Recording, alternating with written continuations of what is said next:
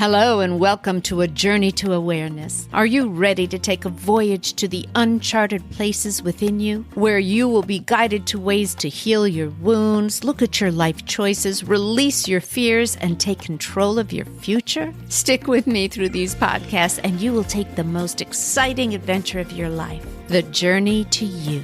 Let's go.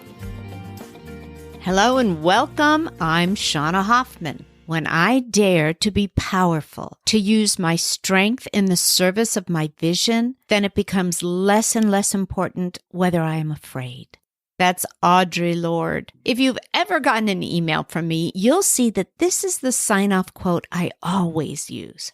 Today, we're going to talk about fighting through the fears. Sometimes they're real fears, survival, illness, money, job loss, and sometimes they're perceived fears, fears of the unknown, like fear of change or all the what ifs that we tend to obsess on, or the big emotional ones like, what if they don't love me anymore? I'm not sure I can survive alone. The word fear is so big and so misunderstood and so confused with other emotions that often finding the tools to fight it off or handle it or even recognize it becomes such a challenge. So we're going to knock the hell out of what fear looks like and how to control it on today's podcast. Let's talk first about the fact that sometimes it's not fear you're experiencing, but anxiety. You see, both of them have the same physical responses in your body, the fight or flight syndrome. Let's go back to the caveman days and what our body did when a mammoth was coming at us. We would either fight it or run like hell from it, fight or flight.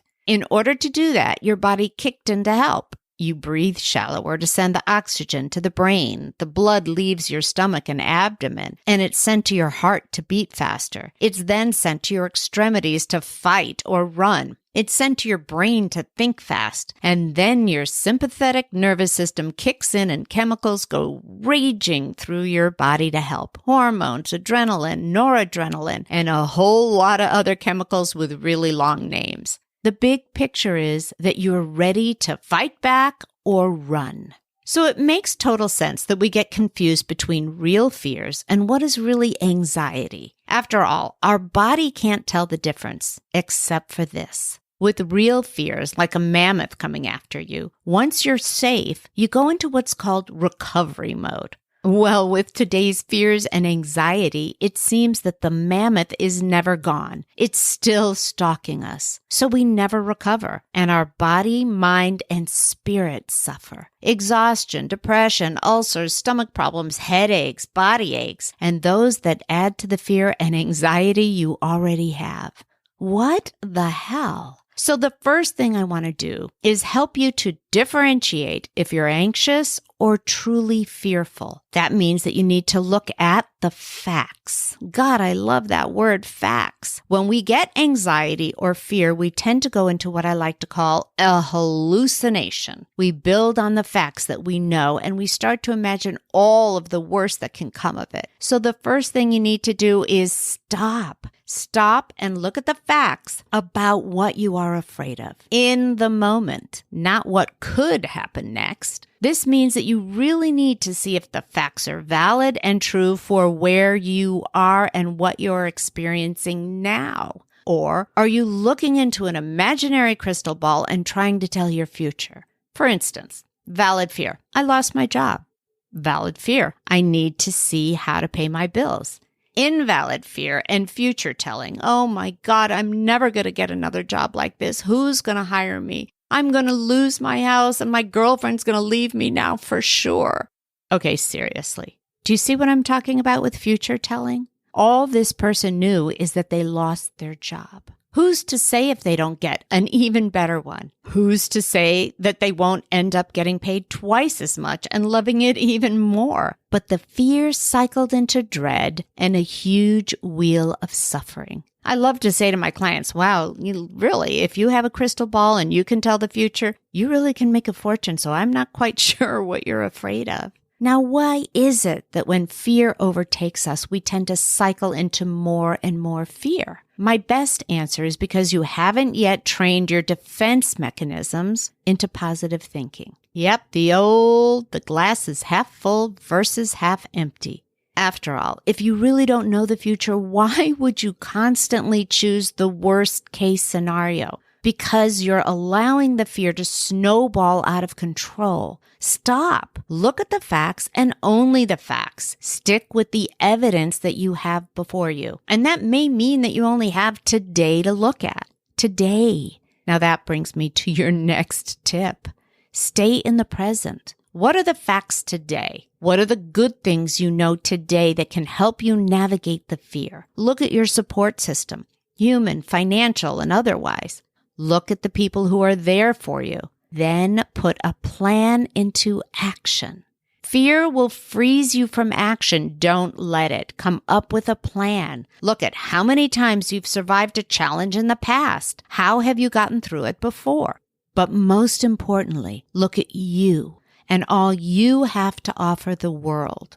When fear or anxiety overtakes us, the worst part about it is that we lose track of all that is true about who we are and all that we have to offer those around us and the world. Fear becomes this black curtain that stops us from seeing reality. And the worst part is that the reality that gets lost is who we are. All of the beauty that's us, all of our past learning lessons and our massive moments of growth. When we're in fear, we forget it. We forget the beauty and the strength that got us to today in the first place. So the first thing to do is reach out to someone who remembers, someone you trust, who knows you. It can be hard at first because oftentimes you've been in fear and tried to explain it to someone, and they jump back with all of this positive stuff that they can see, but you can't. And usually it really just pisses you off.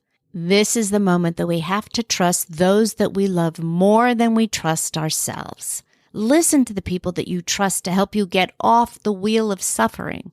Now, the fact here is that it needs to be someone who is being compassionate about your fear, not judging you, but who you trust enough to help you see through the darkness and the fear. Someone who loves you and sees all of you. And someone with really good communication skills, because sadly, when we're in fear, our communication skills go haywire. And on that note, I want to remind you of one big pitfall. Often when we become afraid, we don't see those around us the way they truly are. We become harsher on those we love who love us. When you're anxious or afraid, one of your biggest challenges will be to not throw all of your negativity on those around you. Now, let me be clear. That doesn't mean that you don't turn to them for help. It means that you don't turn on them when they do try to help. They are not the mammoth chasing you. Try and remember that.